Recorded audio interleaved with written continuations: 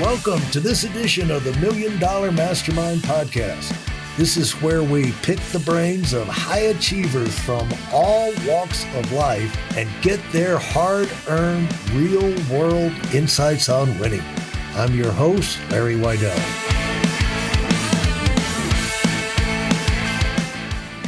I'm back with Gus Gonzalez, and we're talking about winning. So thanks, Gus, for coming back. Thank you for having me, Larry. It's been great. And thanks for the impact you're making in the business world and so many other people's lives in terms of giving back. Appreciate you taking the time to share here some really personal type things. But you made a statement that we all need to think about. You know, it's like character matters, and the character of the people that are running things, or like you're thinking about going to work with a company, doing business with a company, partnering up with a company. If you smell a rat when you're around that person, it probably is a rat, and because body language is pretty valid most of the time. Yeah. And the character matters, you know, because most times success is over a long period of time. And most of the time you're going to go through rocky roads, getting with a new company or getting into a business partnership or whatever. And so a lot of that success is going to be whether or not the other person ducks and runs and leaves you holding the bag. We got our good friend, John Lennon. When John got started in his trip up the business ladder, you know, he said he's out of North Carolina, and you know, you got North Carolina A&T there, and in Greensboro, and he said, okay, I'm going to get in real estate. And he got a partner, and they went and bought an office building. And, you know, they had people in the building, and, you know, they make maintenance and all that. Had to get a big loan for that because he was young in his career. Well, he stupidly let the other guy be in charge of the money. And when things got tough, it worked great for a while. You know, they were loving it and relaxed. You know, that's what happens when your character is not there. You have an arrogance about yourself. You assume, like you said, you know, it's all me. I'm good. You know, I can handle whatever happens. And you get sloppy at watching the details. I'm not saying John did that, but all of a sudden, he noticed that his partner had left town. The building was, you know, the funds weren't there in the account. The bank was calling. They're getting ready to foreclose. And this is 1980. He had he started out his career with $400,000 in the hole. Yeah. And what I've always admired about that guy, I only heard that story once out of John. And somehow in starting his new businesses, you know, and being around him quite a bit, I never heard anything else about that. Yeah. He just handled his business. Yeah. He didn't moan and groan, you know, if I didn't have this to deal with, if I didn't have that to deal with.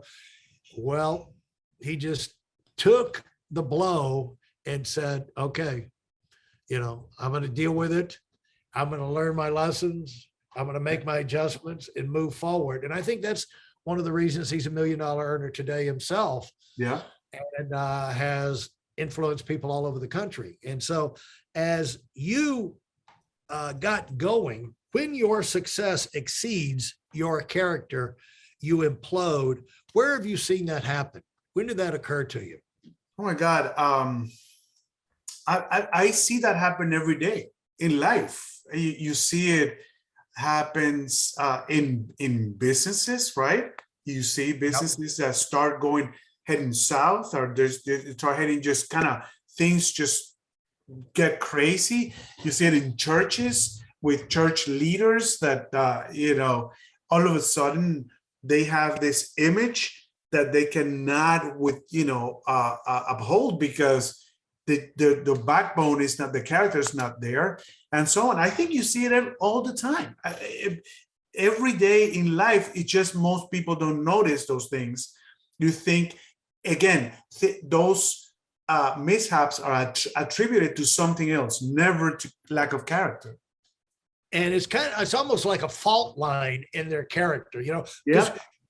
When you go into business, you're going to have lots of stresses and challenges. Yeah. And if you've got a fatal flaw inside you, and maybe you have lived in denial, that's the hardest thing I always thought, which turned out to be the biggest benefit from having a growing business, is that your flaws get flushed to the surface, and, you're either going to deal with them or you're going to bail. You're going to look for an easy way out and just bail out. And one thing is, you're not going to continue to grow those are versions of running from the problem. And if you face up to it and make the adjustments in yourself, and then make the adjustments in your business the way so that can't happen to you again. The great thing is you improve, and even if your company goes down, those improvements in you personally can never be taken away. The greatest benefit is how you personally improve from the process of building and developing a new business and facing those challenges. It's just like, diamonds are created from pressure. And once you go through that process, you become somebody who can handle problems and stay on track and keep winning, which means, and I define winning, moving on towards the things that are important to you, that you feel you're supposed to be doing, and not get crushed or knocked off track or blown up. You always can minimize that damage and move forward. And that confidence, and also a confidence that comes from that. And so when you went through, so talk with that so you're saying that a lot of times this is just not recognized. People they blame it on the economy, blame it on the product cycle, they blame it on the things like COVID or whatever like that. But in reality, it's the flaw in the leader. 100%.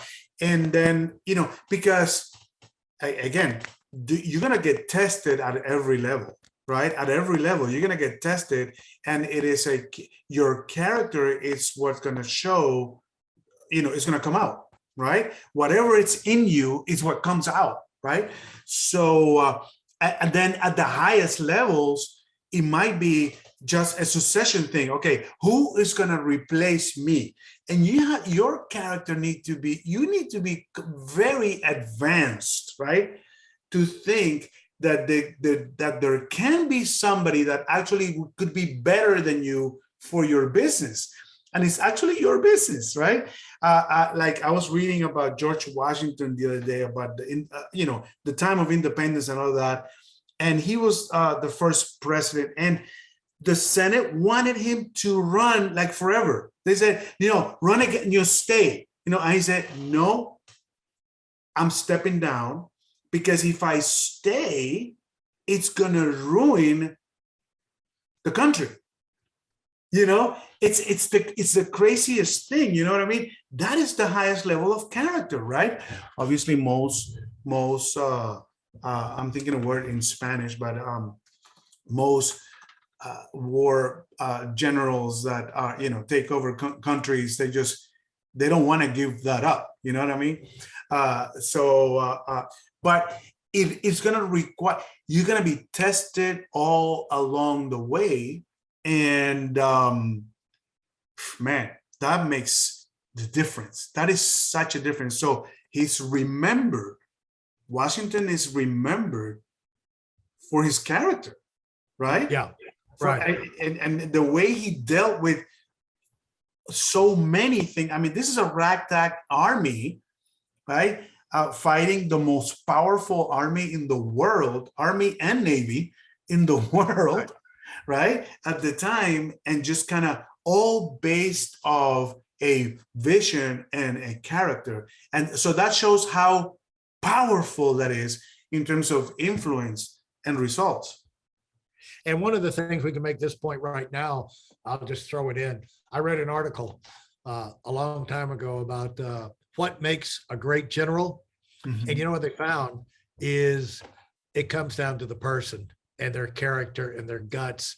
And, you know, because they say some of the great generals came out of the great war colleges and, you know, military training schools where they spend time studying wars, and like General Patton knew all the great wars of the centuries and the battlefields and the strategies. Some of the great generals come out like that, but some of the great generals they just show up.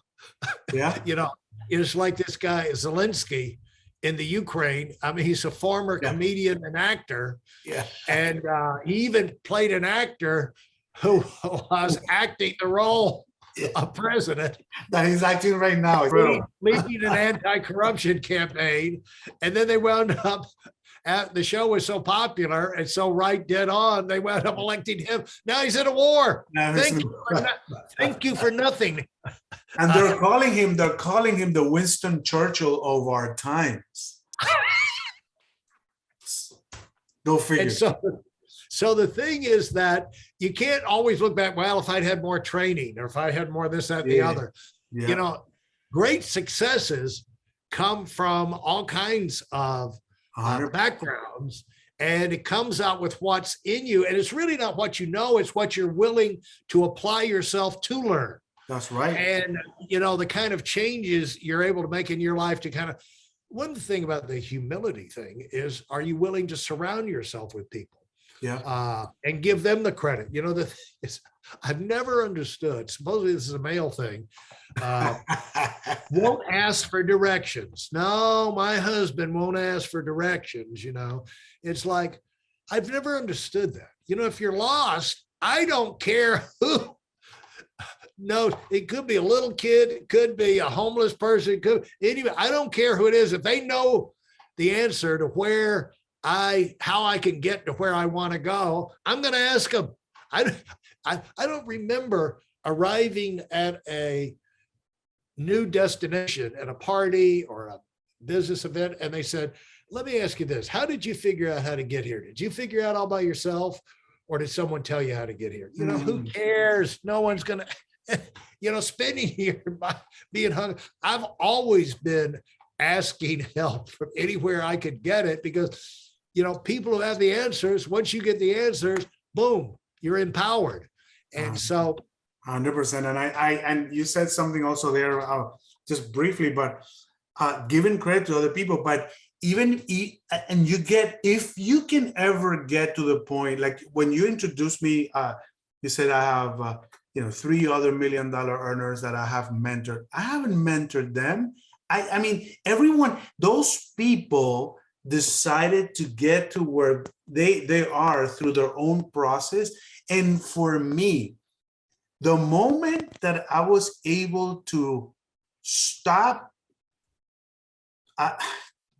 you know, caring about where the credit goes, my business grew.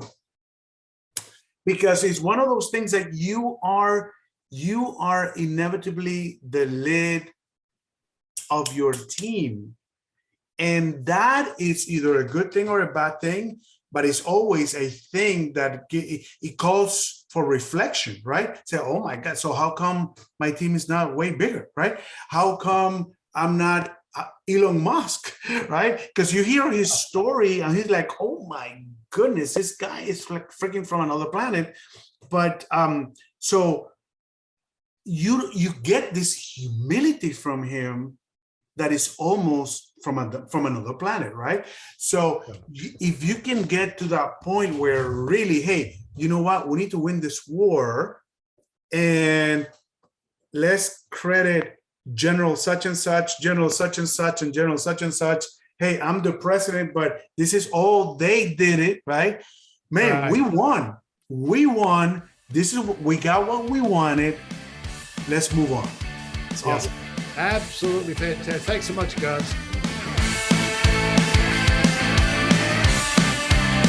Thanks for listening to the $1 Million Mastermind. If you felt there were any valuable takeaways from this episode, please take a minute and leave us a 5-star review. Your feedback is important and really helps us get the word out to a wider audience. Remember, we have a valuable webinar that is absolutely free. Register for it right now at whitealumwinning.com. Thanks for listening.